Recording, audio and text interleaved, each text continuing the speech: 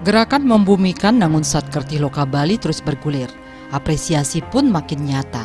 Setelah dilaksanakan di Gianyar, Badung, dan Buleleng, gerakan membumikan visi misi untuk menuju Bali era baru itu digelar di Wantilan Banjar Penglipuran, Kelurahan Kubu, Kecamatan Bangli.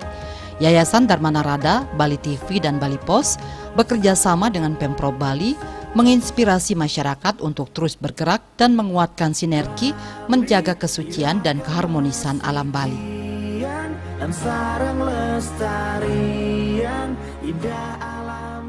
Baik, Om Swastiastu. Selamat pagi dan selamat datang kami ucapkan terutama kepada 3 narasumber, kemudian para masyarakat, tokoh-tokoh masyarakat, dan tentunya para Yohana yang hadir pada pagi hari ini di Wantilan Desa Adat Penglipuran Kabupaten Bangli.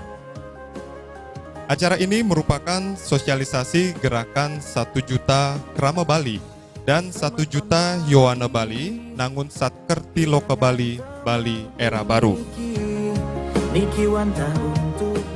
Generasi muda, Yohana dan Krama punya peran strategis dalam menjaga alam Bali. Salah satu hal yang bisa dilakukan dalam upaya menjaga kelestarian dan keharmonisan alam Bali secara skala maupun niskala, sesuai visi Gubernur Bali Nangun Satkerti Loka Bali adalah melakukan pengelolaan sampah. Seperti yang selama ini telah diimplementasikan Yohana dan Krama di Desa Adat Penglipuran Bangli. Desa Adat Penglipuran yang mendapat julukan desa terbersih di dunia, mengelola sampah dengan melakukan pemilahan sampah organik dan non-organik.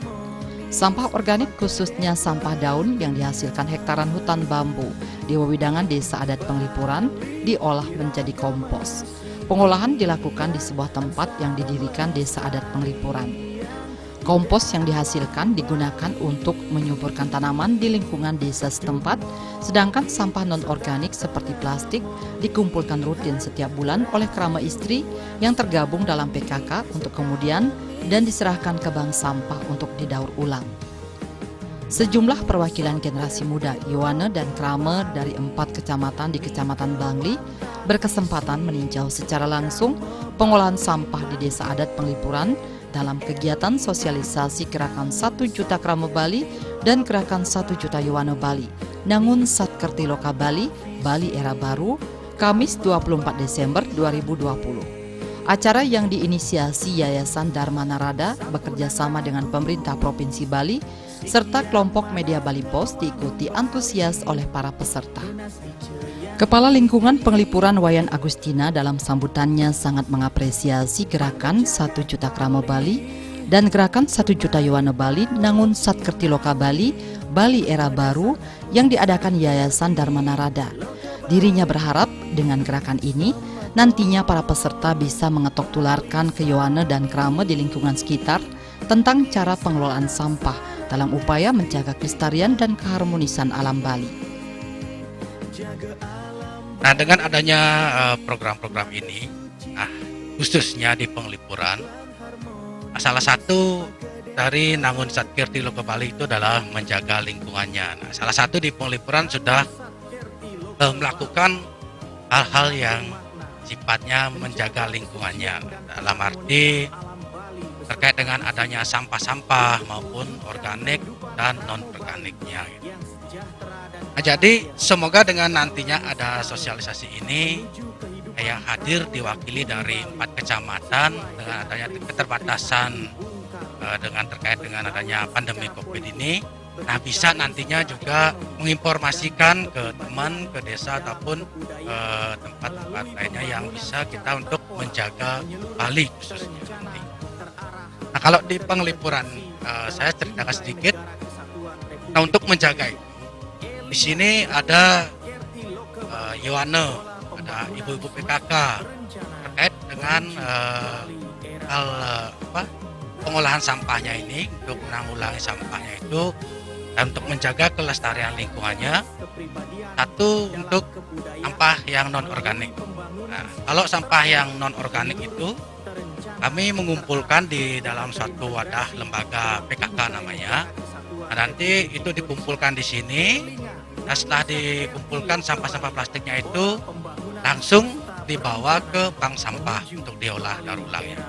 Nah, jadi dari sampah-sampah yang dibawa ke bank sampah itu sedikit tidaknya mengurangi dari sudut pandang estetika, kesenian dan keindahannya, dan juga mendapat tambahan dari penjualan sampah plastiknya itu.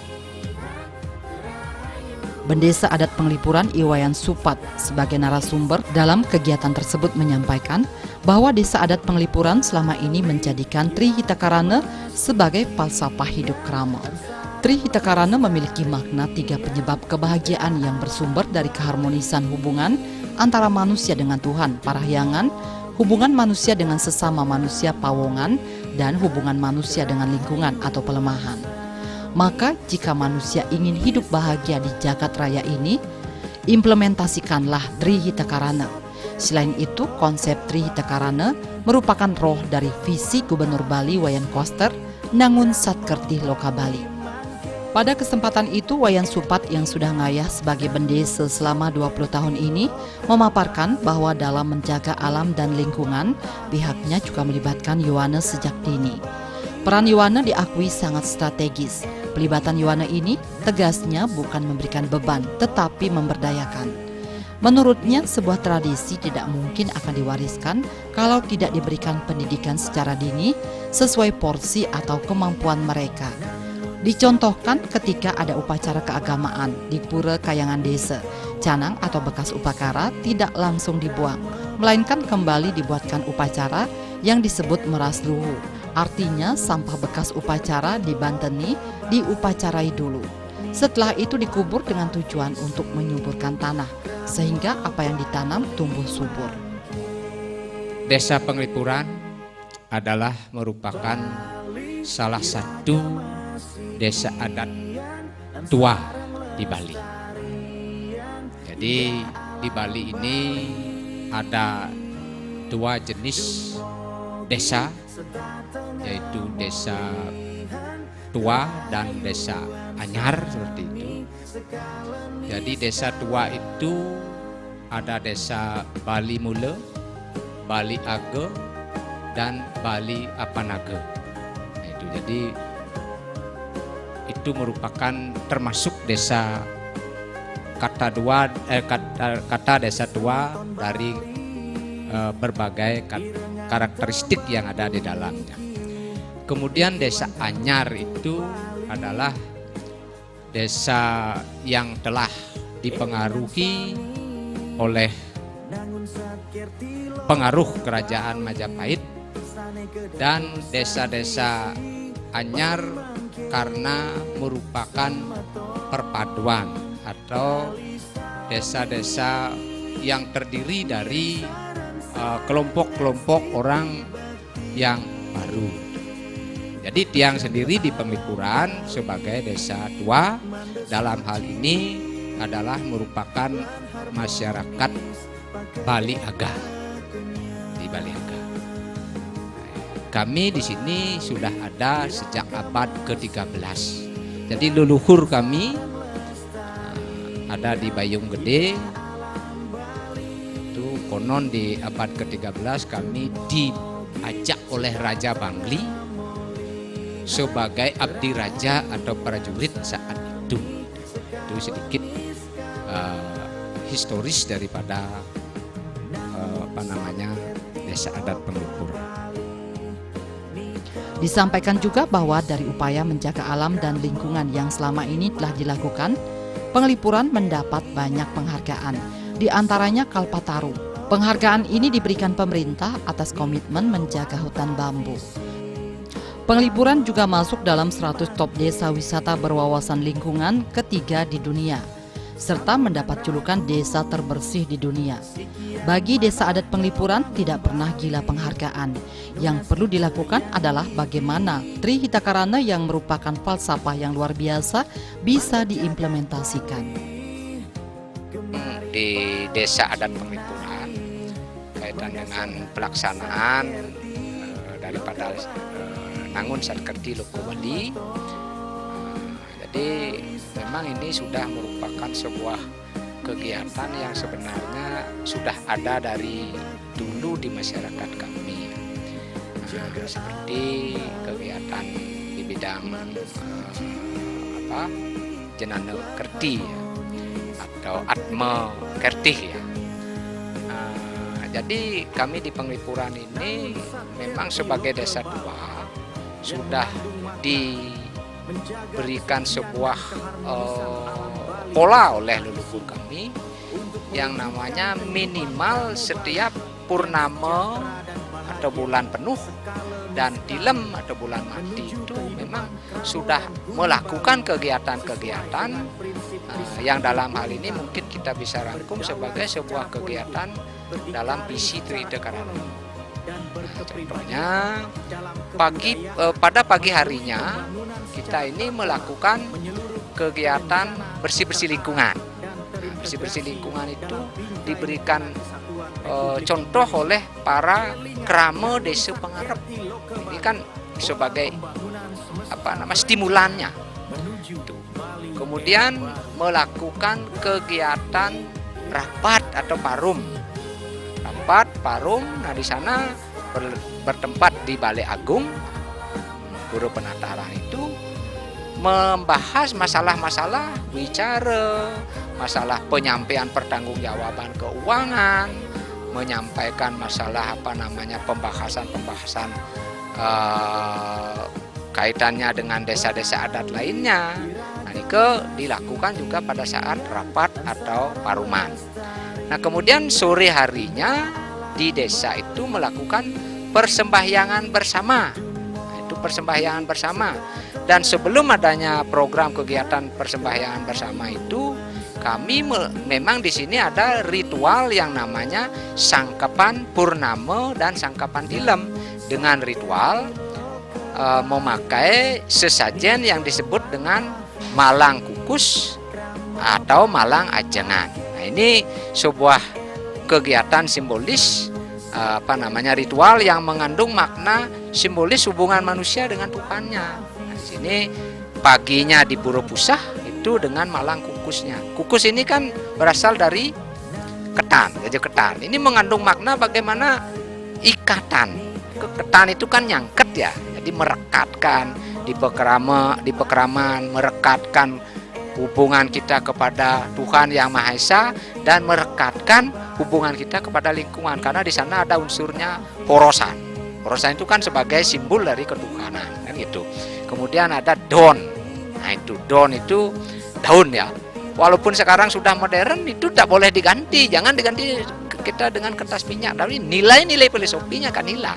Dan kita mungkin nanti di bidang implementasi lingkungan juga akan bisa hilang karena kita tidak membutuhkan daun, kita pakai kertas tidak perlu kita melihara daun. Bagaimana kalau tumbuhan tidak dipelihara, oksigen akan hilang. Nah, itu implementasi kami di masyarakat adat Penglipuran terkait dengan atma kerti atau jenana kerti di bidang implementasinya dalam Nangun Sat Kerti Loko Bali yang ada di Desa Adat Penglipuran. Selain itu, Penglipuran berada di areal tanah seluas 112 hektar yang terdiri dari 9 hektar untuk pemukiman yang dikelilingi oleh hutan bambu seluas 45 hektar, tegalan 55 hektar, dan sisanya 5 hektar untuk fasilitas umum. Mengingat berada di wilayah yang dikelilingi hutan bambu, maka di Desa Penglipuran menerapkan konsep ekonomis dan ekologis dalam pengelolaan sampah. Maksudnya tak semata-mata mengharapkan pendapatan, namun lebih ke nilai ekologisnya.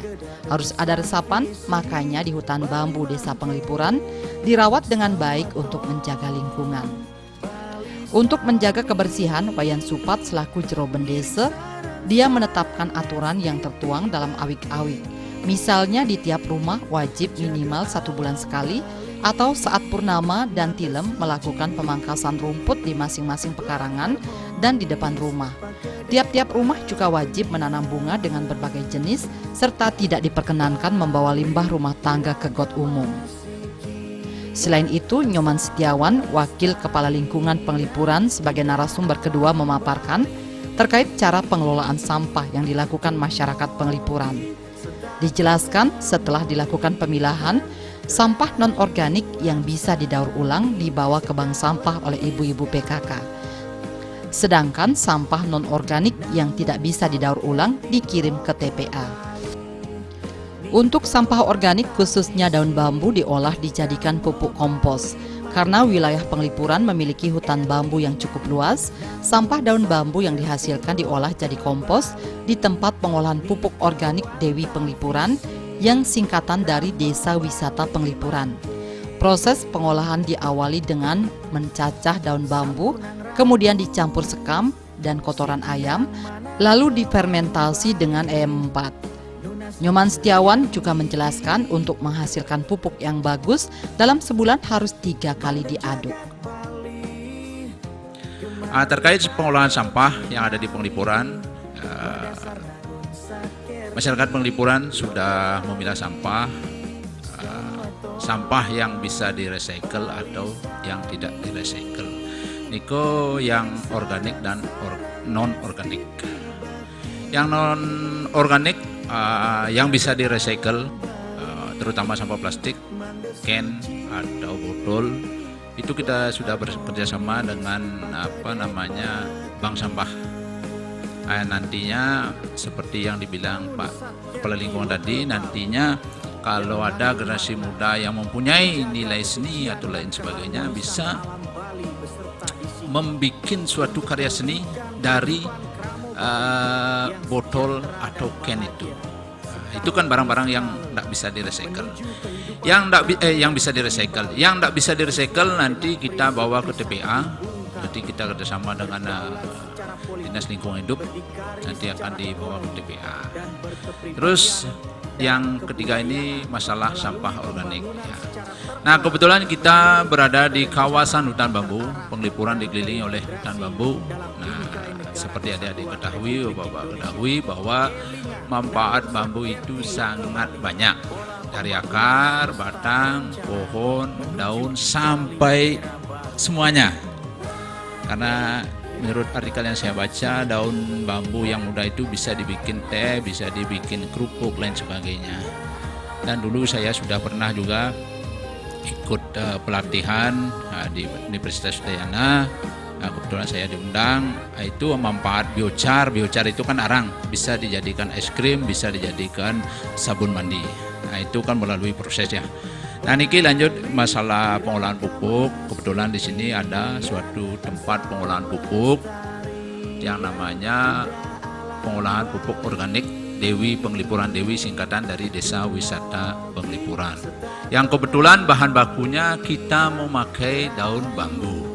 Nah, pemanfaatan daun bambu niko kita pergunakan untuk pupuk, kita kompen atau kita campur dengan